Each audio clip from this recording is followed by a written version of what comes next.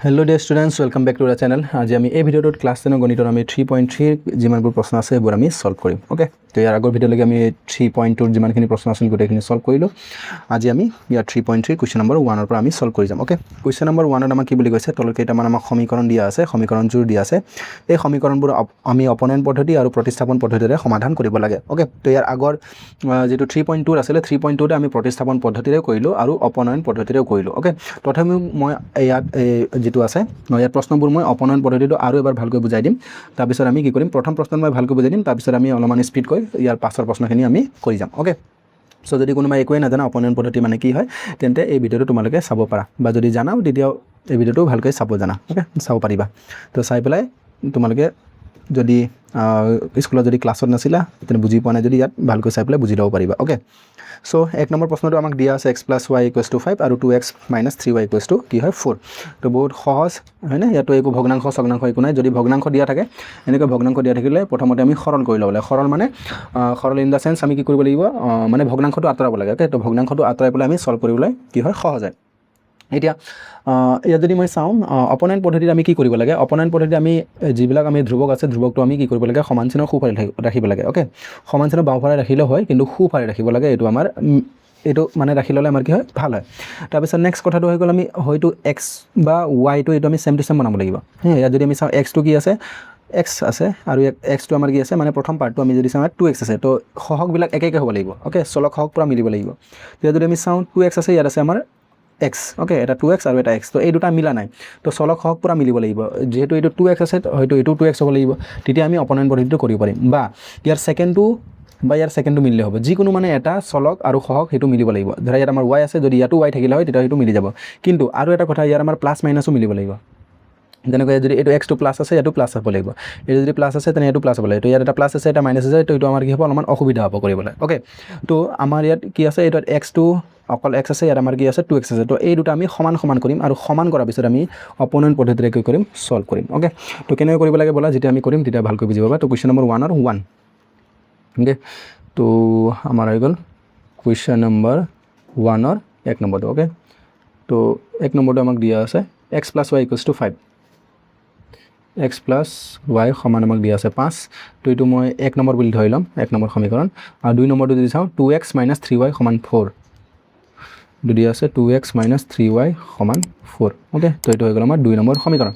তো এতিয়া আমি যিকোনো এটা সমীকৰণক সোঁফালে আৰু বাওঁফালে একে একে সংখ্যাৰে পূৰণ কৰিব পাৰোঁ। যেনেকৈ এটা ভগ্নাংশ যদি দিয়া থাকে ভগ্নাংশৰ ওপৰ আৰু তলত মই একে একে সংখ্যাৰে পূৰণ কৰিব পাৰোঁ। ইয়াত 2ৰে পূৰণ কৰিলে তলতো 2 পূৰণ কৰিব পাৰোঁ। তেতিয়া কি হয় মানৰ একো পৰিৱৰ্তন নহয় চেঞ্জ নহয় 2 × 2 তলত 2 × 4 সমতুল্য ভগ্নাংশ পাই আহিছা। তো তেনেকৈ আমি সমীকৰণৰ সমান চিনৰ বাওঁফালে আৰু সোঁফালে কি কৰিব পাৰোঁ একে একে সংখ্যাৰে আমি কি কৰিব পাৰোঁ পূৰণ কৰিব পাৰোঁ। যেনেকৈ ধৰা এটা আমাৰ সংখ্যা আছে 2 = 2 তো এইফালে যদি মই 2 পূৰণ কৰোঁ 2 × 4 সোঁফালে 2 পূৰণ কৰিলে 2 × 4 কি থাকিব সমানে থাকিব। তো ঠিক একেই কথা ইয়াতো যদি আমি কি কৰোঁ সমীকৰণ দুইফালে একে একে সংখ্যাৰে পূৰণ কৰি দিওঁ তেতিয়া কি হ'ব মানবোৰ একে থাকিব। তো সেই কনসেপ্টেৰে আমি কি কৰিম দুটাও সমীকৰণটো আমি এটা সহগ আৰু চলকটো আমি একে বনাবলৈ চেষ্টা কৰিম। তো যদি মই চাওঁ 1 নম্বৰ সমীকৰণটো তো 1 নম্বৰ সমীকৰণত আমি যদি চাওঁ ইয়াৰ আমাৰ x হৈ আছে তো এইটো আমাক 2x লাগে। তো ইয়াৰ আমি যদি চাওঁ 2 নম্বৰ সমীকৰণত ইয়াৰ কি আছে xৰ সহগ কি আছে সেইটো চালে হ'ল। তো 2 আছে তো ওপৰত আমি কি কৰিম 2ৰে পূৰণ কৰি দিম। ओके তো এতিয়া আমি এই যেটো আছিল প্ৰথম সমীকৰণ এইটো 1 নম্বৰ সমীকৰণ মই 1 বুলি লিখিছোঁ মানে এইটো বুজাইছে প্ৰথম সমীকৰণটো। ইয়াক আমি কি কৰিম কিহেৰে পূৰণ কৰি যাম যেহেতু 2 লিখিছোঁ * 2 তো 2ৰে পূৰণ কৰি যাম। তো 2 × x কি হ'ব 2x আৰু 2 × y কি হ'ব 2y আৰু কি হ'ব 2 × 5 কিমান হৈ যাব 10। ओके तो এইটো হৈ গ'ল আমাৰ 1 নম্বৰ সমীকৰণ। ओके পিছত আকৌ 2 নম্বৰ সমীকৰণ এটা 2 নম্বৰ সমীকৰণত যদি মই চাওঁ এতিয়া আৰু যদি আমি 1ত চাওঁ xৰ সহগ কি আছে একো নাই মানে 1 আছে তো 1ৰে পূৰণ কৰিম বা পূৰণ নকৰিলে হ'ব কাৰণ ইয়াত 2x আছে অলৰেডি হয়নে। তো এইটো পূৰণ কৰা নকৰা একে কথা একেৰে পূৰণ কৰা নকৰা তো এইটো হ'ব আমাৰ কিমান 2x - 3 × y কি হ'ব 3y 1 × 3y মানে 3y আৰু 4 আছে তো 4 হ'ব। এইটো আমি কি কৰিব লাগিব এটা বিয়োগ কৰিব লাগিব। ओके তো 1 - 2 কৰিছোঁ এইটো 1ৰ পৰা 2 বিয়োগ কৰিম।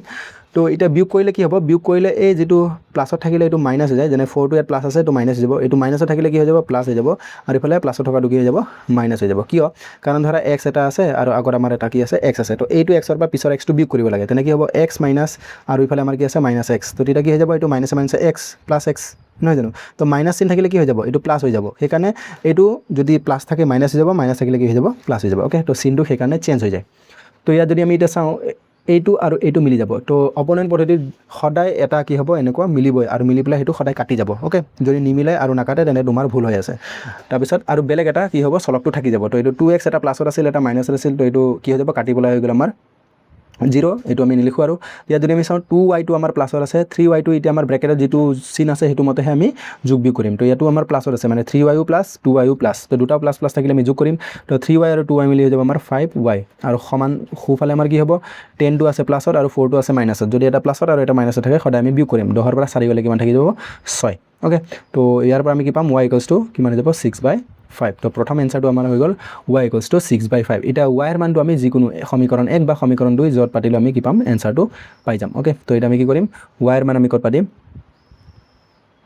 y ৰ মান আমি 1ত পাতি দিম অ'কে 1ত পাতি পাওঁ তো যদি আমি 1 নম্বৰ সমীকৰণটো চাওঁ 1 নম্বৰ সমীকৰণ দিয়া আছে x + y = 5 x + y = 5 okay তো x মানে x y মানে কি লিখিব পাৰোঁ মই 6/5 আৰু সমান 5 তো এতিয়া মই কি কৰিম এইটো সোঁফালে লৈ যাম মানে এক্সটো আমি এক্সৰ মান ওলাব লাগে তো এক্সটো ছিংগলকৈ থ'ব লাগিব বাকী আমি সংখ্যাটো একফালে কৰিব লাগিব তো সেইটো হ'ব আমাৰ 6/5 এইফালে প্লাছ হৈ আছিল সোঁফালে গ'লে মাইনাছ তো ইয়াৰ তলত কি আছে 1 তো আমি এইটো সৰল কৰিব লাগিব ভগ্নাংশ হৈ আছে লসাগু লৈ যোগ বিয়োগ কৰিম তো এইটো হৈছে আমাৰ প্লাছে মাইনাছে সৰি 5 × 5 লসাগু কি হ'ব 5 আৰু এইটো হ'ব আমাৰ একেৰে এতিয়া 5ক কেইবাৰ যায় 5 বাৰ তো আৰু ওপৰৰ 5 আছে তো ওপৰটো পূৰণ হ'ব এতিয়া আমি চাব লাগে হৰৰে এই হৰটো কেইবাৰ হৰণ যায় তো একেৰে 5ক 5 বাৰ যায় আৰু ওপৰত আছে 5 তো 5 5 গুণ কিমান হ'ব 25 বিয়োগ এইটো 5ৰে 5ক কেইবাৰ যায় একবাৰ বা ছেম টু ছেম থাকিলে একো লিখিব নালাগে ওপৰত যি আছে এইটো লিখিলে হৈ গ'ল অ'কে বা এনেকৈ ভাবিব পাৰোঁ 5ৰে 5ক একবাৰ যায় আৰু ওপৰৰ 6টো পূৰণ হ'ব 6 × 6 বা ছেম টু ছেম থাকিলে ওপৰত যি আছে সেইটো লিখি দিলে হৈ গ'ল তো 25ৰ পৰা 6 গ'লে আমাৰ কিমান থাকি যাব 19 তো এইটো হৈ যাব 19/5 অ'কে তো এইটো হৈ গ'ল আমাৰ x 19/5 বা এইটো তোমালোকে কি কৰিব পাৰা মিশ্ৰও কৰি দিব পাৰা মিশ্ৰ কেনেকৈ কৰে এইটো আমি 19ক 5ৰে হৰণ কৰিব লাগে কিবা যাব 5 3 × 15 16 17 18 19 4 থাকি যাব তো যিটো এনচাৰ পালে সেইটো আগত লিখিব লাগে যেনে 3 পালোঁ এনচাৰ তো 3টো আগত তলত যি আছে এইটোৱে থাকি যাব অ'কে আৰু কি বাছি গ'ল আমাৰ 4 তো 4টো থাকি যাব আমাৰ ওপৰত তেনে এইটো হ'ব আমাৰ এনচাৰ 3 সমষ্টি 5 ভাগৰ কিমান 4 বা 3 হ'ল 4/5 তো এইটোৱে হ'ব আমাৰ কুৱেশ্যন নম্বৰ 1ৰ সমাধান অ'কে